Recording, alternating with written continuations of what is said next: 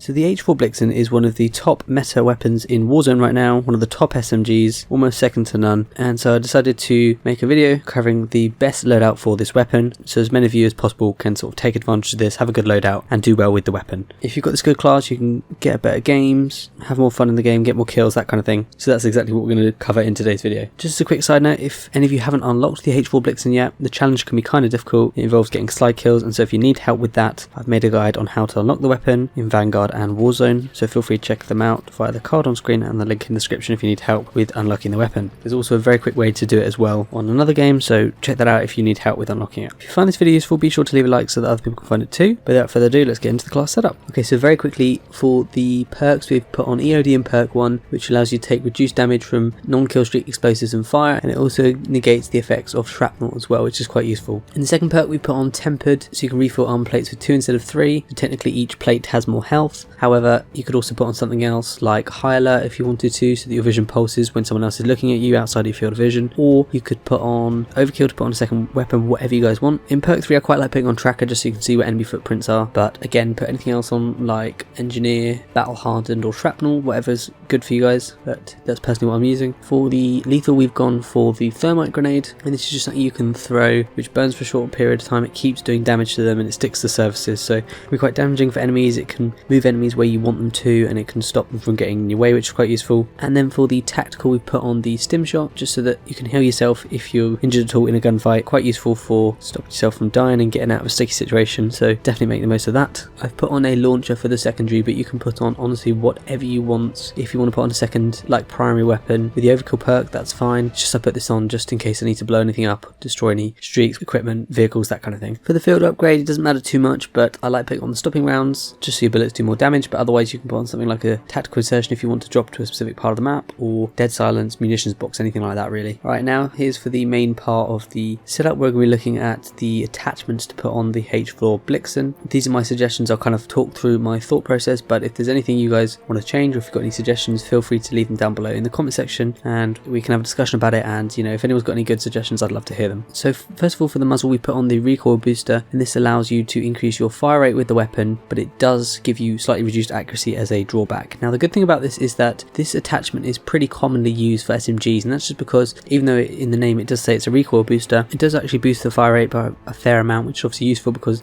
the faster your weapon can fire, the faster you can get bullets out and the faster you can kill your enemies. So it's really useful for that reason, so I would recommend putting that on, especially in this case. And then for the barrel, we put on the Bergstrom 17-inch F3 barrel, which increases the recoil control and accuracy. It also gives you more bullet velocity and more flinch resistance, so basically you're improving control and stability, but the downsides include reduced ADS speed, sprint to fire speed, movement speed, and idle sway control. So basically your gun's less mobile, but you have more control over the weapon, so it's quite a good attachment. Next up, we've gone for the slate reflector optic. It's a nice, simple, clean optic. We're not going to be using this weapon at like super duper magnified ranges, but if you wanted to be doing that, obviously you might need to change a few attachments and put on a slightly more zoomed in scopes, like just the G16 or the SVT 40PU scope, something like that. But I think for this, the slate reflector's fine. This is a very slightly magnified optic, and that's what I'd use. After this, we put on the removed stock, so basically this gives you better movement speed, sprint to fire speed, and ADS speed, but the cost of this is that you'll have less flinch resistance, reduced recoil control, less accurate, and you've got less aim walking steadiness. So basically the control goes down whereas the mobility goes up, so it's kind of counteracting the effects of the other attachment. Now for the underbarrel, we put on the M1941 hand stop, and the reason for this is because it gives you more vertical and horizontal recoil control, so better accuracy with a weapon, but with the downside being reduced hip fire accuracy. However, I don't think a lot of people are going to be hip firing with this weapon anyway, so it's probably not even going to affect you, so I wouldn't worry about it too much. You could also put on something else like the Mark 6 skeletal underbarrel, which would basically give you a bit more mobility and aim down sight speed. So if you feel like you need that, go for it, but I think the thing is this is quite good for the recoil, so it's I'd say this is probably better, but if you want to swap it, feel free. Now next we've gone for the 9mm 72 round mags, which gives you a larger magazine ammo capacity up to 72 rounds obviously, but the thing is you'll have reduced ADS speed, reload quickness, and movement speed. Now we will counteract this in minutes, so don't worry about it, but if you find again that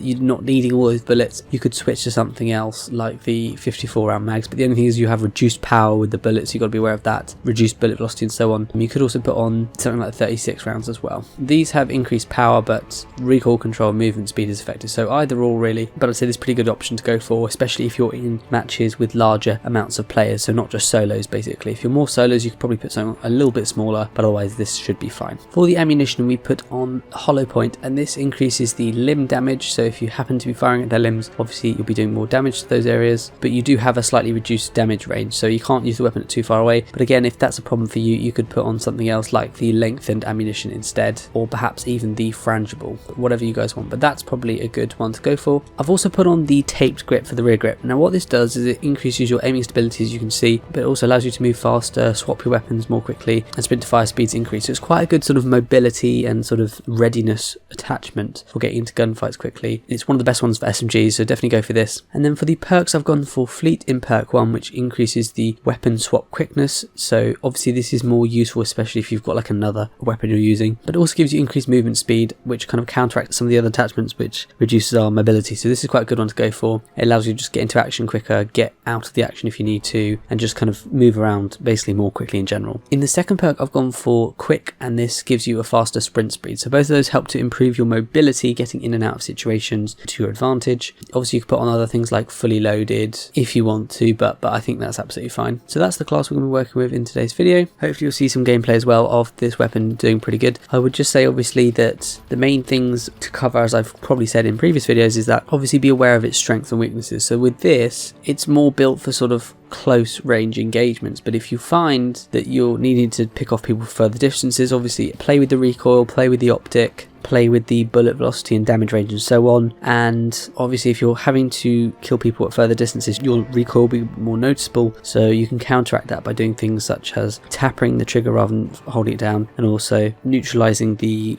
weapon's recoil by pulling down the analog stick slightly to basically counteract that recoil and essentially neutralize it, so you've got almost zero recoil with the weapon. But anyway, that is my loadout for the H4 Blixen. Hope you found it useful. If you did, be sure to leave a like so that other people can find the video too. Let me know your thoughts on this weapon. Give it a try. Do you like it? Do you not? Do you like this loadout? Do you not? What suggestions have you got? What improvements would you make? Like I say, if you need help with unlocking this weapon in Vanguard or Warzone, then be sure to check out my guide on that. A lot of people are struggling with this challenge, so feel free to check it out if you need. And also feel free to check out any of my other recent guides, like how to level up the battle pass, level up weapons fast, some of my top suggested loadouts in Warzone at the moment, that kind of thing, and plenty more videos to come. So if you did find this video useful, or you're interested in other videos on my channel, feel free to subscribe by clicking on the bell icon to stay up to date with all my latest Vanguard and Warzone videos. But thank you so much for watching, and I'll hopefully see you all on the next video.